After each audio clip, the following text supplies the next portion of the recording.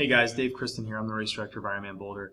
I wanted to make a brief video for our aid station captains specifically, and have you guys give you guys as much information as I can so you can be successful on race day. I wanted to start by talking a little bit about all the details necessary, but specifically start with the captains meeting. The captains meeting on race week is very important. It's an imperative that you guys are all there as captains. Not all the volunteers need to be there, just the captains. At that meeting, we'll be connecting you with the Ironman staff members that will be working on the run course on race day with you.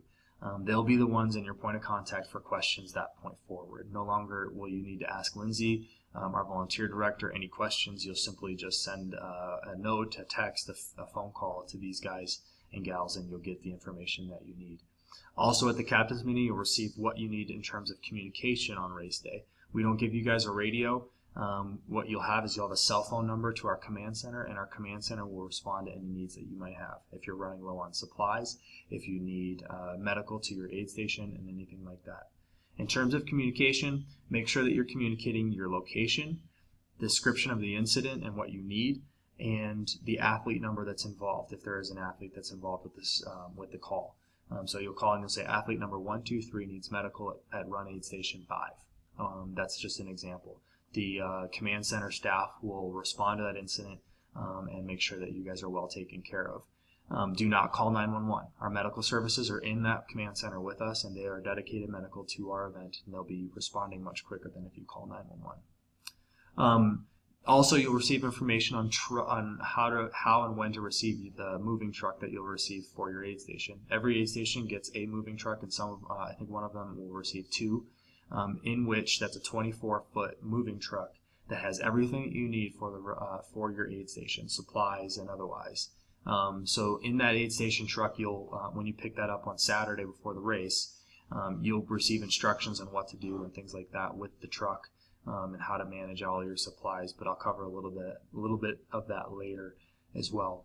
If you don't have somebody, if you're not comfortable driving a moving truck, make sure you have somebody on your team that is. And once again, on Saturday before the race, that's when you'll pick up that aid station truck, and you'll return it to the exact same location that you pick it up from. You'll receive information as to where and when to pick those trucks up at the captain's meeting. Next, I want to cover locations of the aid stations. First, we're going to start with aid station number 1. You can see located just west of Folsom. The aid station number 1 is located with this little bubble that's right here on the Boulder Creek path. Here on the Google Maps version, you can see this is Folsom, and there's a large parking lot for your volunteers to park here just off of Folsom, and the Boulder Creek path passes under Folsom with the athletes going both directions. This is where your aid station will be.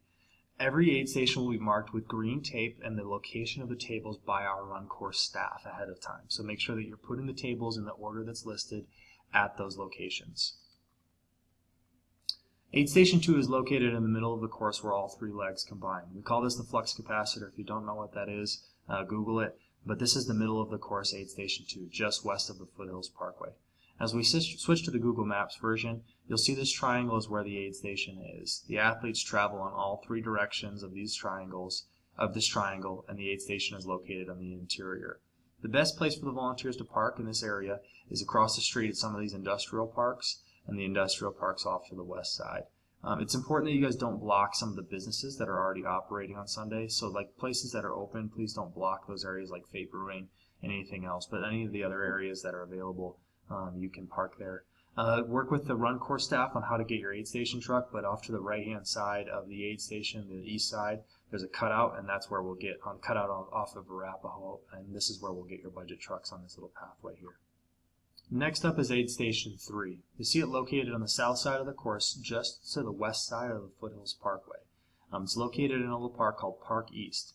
This is Colorado Avenue, and this is Foothills Parkway.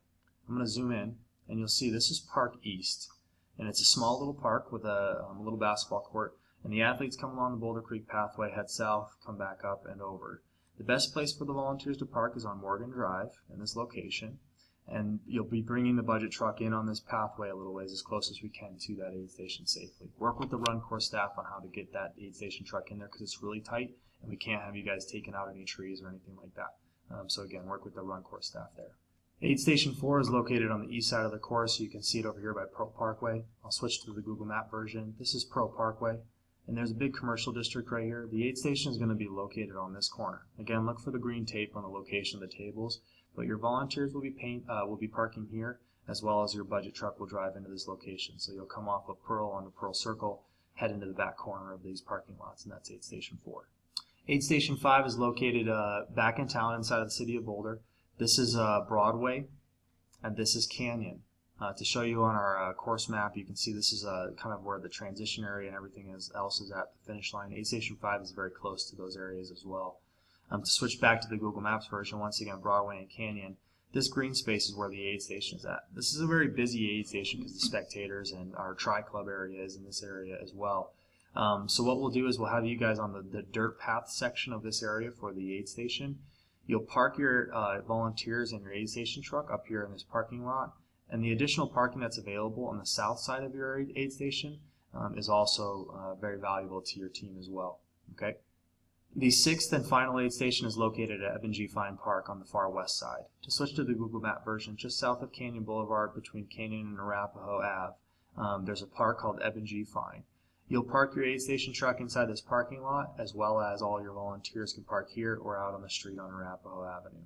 The aid station locations will be marked with green tape on the course as to where we want your tables, and work with the run course staff there to figure out the flow of that aid station. Next, I want to cover the handoff and serving portion of your aid station.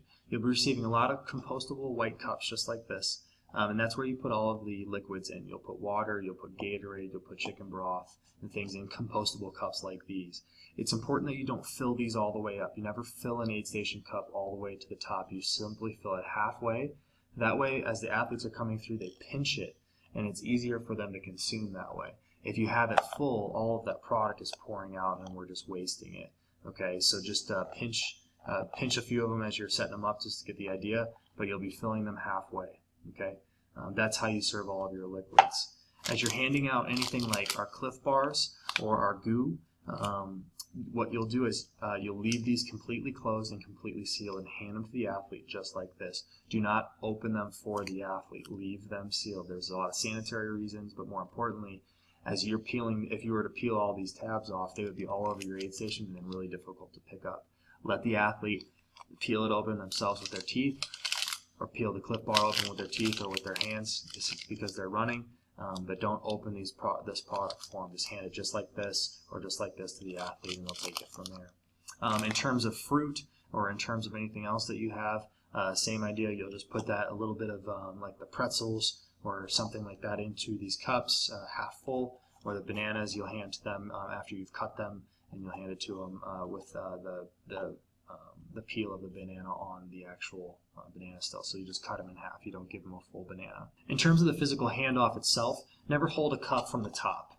You don't want to hand the cup off to the athlete by holding it from the top. One, because your fingers are coming in contact with the surface of their lips. But more importantly, as they grab it, it causes the cup to tip over. So your best bet is to hold it just from the underneath, and the athlete comes by and grabs it, and they keep it above and flush with and level. Okay. So again, hold from underneath, not from over the top like this. Don't do that. Do this. We're going to take a look at this video here showing kind of how an aid station works and looks. You can see the athletes are running through it and they're grabbing things from the volunteers that are lined up holding things out. It's not very complicated. The athletes aren't moving very fast, and they'll pick what they want. They'll grab it from them, and then they'll drop it. They'll grab whatever else they need, and they'll take care of it from there. It's a really simple process, and you can see the volunteers are kind of all in a really nice straight line. And you can see this volunteer here is holding the cup the correct way, getting ready for the athlete to grab the items from them. Next, let's talk about layout. It's important that you keep the layout and the delivery of the product the same. That way the athlete knows as they're hitting each aid station what to expect. We have water first, then we have Gatorade, then we have any type of energy drink, cola, Red Bull, and food all kind of in the middle. We also then have a second opportunity at Gatorade and a second opportunity at water. You can see sponges are listed here. We won't have sponges in Boulder for environmental reasons. We're a zero waste event, and we don't have sponges here. But then you have a restroom and then your last chance trash sign. Make sure that you place that last chance trash sign in an open area just after your aid station so the athletes can see that and make sense of it. But again, keep this order as best you can. That way the athletes know what to expect.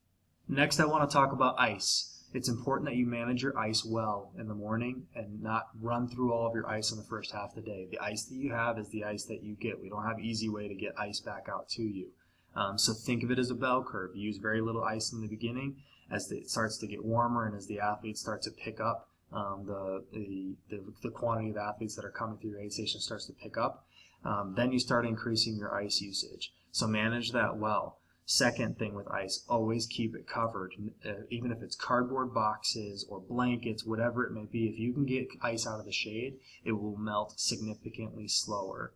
Out of the sun. And if anything you can use to cover it, shade from trees, shade from tents, shade from the tables themselves, anything that you can use to cover the ice will help you. But make sure that you're managing that carefully. Never fill a container full of ice and then put product like gallons of water or Gatorade on top of the ice. Always fill the container full of the product and then ice over the top. As it turns into water throughout the day, periodically empty out the water, refill it with product, then put ice over top of it. That way you're not wasting ice cooling stuff that's not, like if it's underneath all the product, it's not cooling anything, it's just melting. So again, manage your ice well, keep it in the shade. The next thing I want to cover for our run aid stations is trash. You will be receiving compostable, recyclable, and trash bags at your aid station. This will be covered at the captain's meeting as well. But all compostable items will be put in the green bags. All of the recyclable items will be put in the clear bags or blue bags. And then all of the trash items will be put in the black bags. All of those items will be put in a dumpster that's going to be located at your aid station. It's imperative that we sort the items as best we can. We get fined and the items just get thrown in a landfill if we don't manage these things well. One of the things that we're proud of is that we're a zero waste event, and that's only done by our efforts here. So make sure, again, you're sorting the trash well, putting it in the trash container that's at your aid station, and don't load it back into the truck. We won't be taking trash back on the truck. Just load it into the roll-off that's going to be at your aid station, and that's what you'll be doing with trash. That'll be covered again in the aid station or in the captain's meeting as well, but make sure that that's adhered to. I can't stress this piece enough. Start early with trash. If you want to make sure that you get out of there right at midnight and you guys are done and cleaned up, start early with trash. Always have team members working a quarter of a mile before and a quarter of a mile and including your aid station for trash. That's your responsibility. So start early, start often. That way, at the end of the night, you're not worried about picking up trash for the last few hours into the dark. Okay. So again, start early, start often with trash. It'll help you. Trust me on that one. One other tip and trick I try to give to all the aid station captains is take one of the portable restrooms that's at your aid station. They slide around really easily, and slide that behind your aid station truck and hide it from the athletes. That way, it's dedicated just to your volunteers at the aid station. Trust me when I tell you the athletes don't take very good care of their toilets. So hide that restroom away from the athletes so they're not using it. That's dedicated just to your volunteers. Another tip that I give to aid station captains is unload your truck as you need it. Don't empty your truck first thing in the morning and put it all out on the ground. That's only going to create more work for you later. We give you lots of supplies, so there's surplus that's on the truck. So don't unload everything just to have to reload it. Take out what you need to get started on the day and build into the day. Okay, make sure that you're putting out just enough product to get you through the next couple of hours. And then as you're getting towards the end of the day, don't be breaking open hundreds and hundreds of cases of whatever it may be if you're not going to need them. So start tapering off your consumption. That way we don't have a bunch of open cases at the end of the day.